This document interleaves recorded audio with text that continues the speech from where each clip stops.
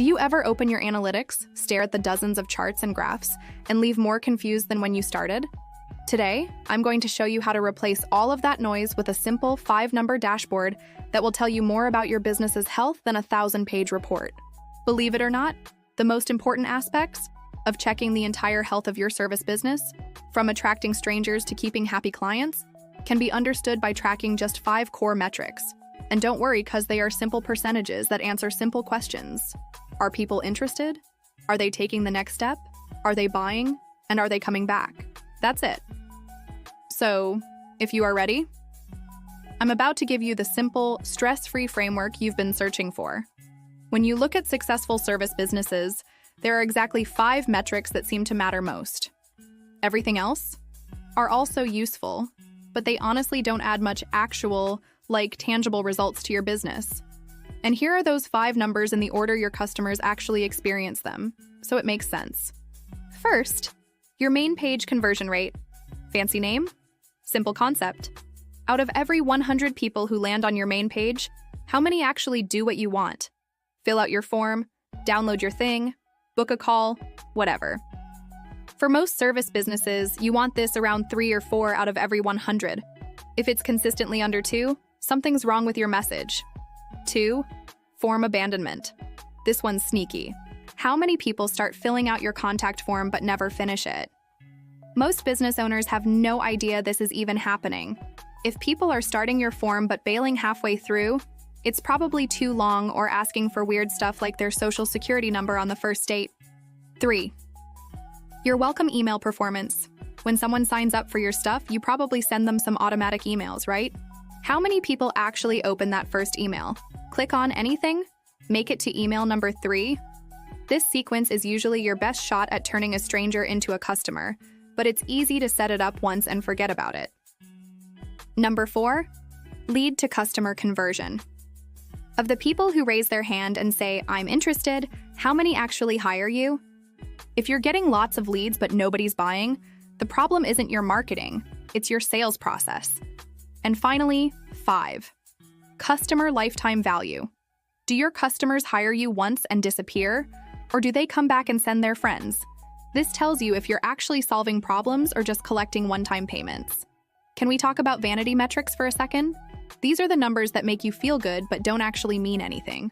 Website traffic, social media followers, email subscribers, page views. These numbers can go up and up and up while your bank account stays exactly the same.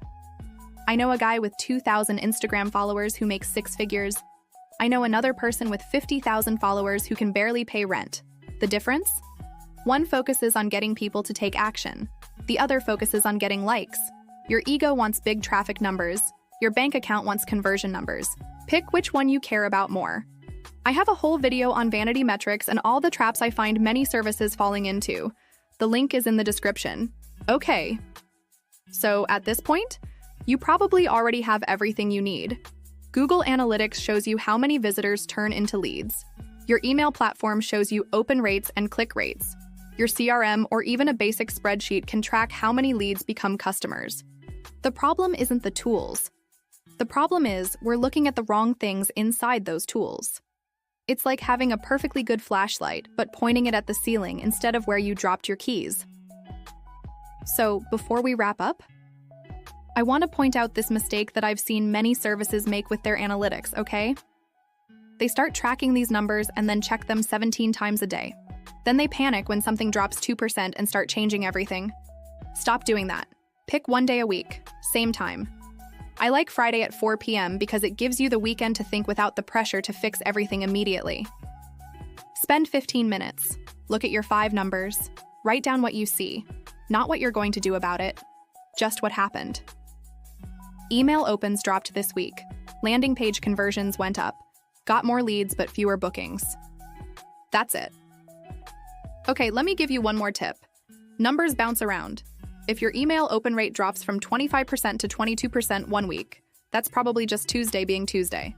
But if it drops to 15% and stays there for 3 weeks, now we're talking. Same with everything else. One weird week doesn't mean anything. One weird month means something. Look for patterns, not blips. And when something good happens, like your conversion rate suddenly jumps, Do not assume it's permanent, because it could be a fluke, or maybe it's like a new traffic source. Also, try to resist the urge to change everything at once. If your landing page isn't converting, don't redesign the whole thing. Test your headline first, then your button, then your form, one thing at a time. If your emails aren't getting opened, try different subject lines before you rewrite the entire sequence. Why? Because if you change 5 things and your numbers improve, you have no idea which of those 5 things actually worked. And if your numbers get worse, you just made everything more confusing. Think of it like taking medicine. You don't take aspirin, antibiotics, and cough syrup all at once and hope for the best. You try one thing, see if it works, then try something else if it doesn't. Look, most service business owners are basically driving with their eyes closed. They're making marketing decisions based on whatever they read in the latest blog post or what worked for their cousin's business. But you don't have to be one of them. The difference between a struggling service business and one that's crushing it usually isn't the service itself. It's knowing where the leaks are in your sales process and actually plugging them instead of just hoping more traffic will solve everything. If you want to know exactly where those leaks are in your business right now, I've got a free 5-minute audit checklist that walks you through your entire sales funnel step by step. It's designed specifically for service businesses with small teams who don't have time for complicated analytics. You just follow the checklist, spot your biggest problems, and know exactly what to fix first. The link's right there in the description. Download it, spend 5 minutes with it, and you'll know more about what's actually happening in your business than 90% of your competitors. Because at the end of the day, you don't need perfect analytics. You just need to know what's broken so you can fix it. This has been Rita with ClicksandThings.com. See you in the next one.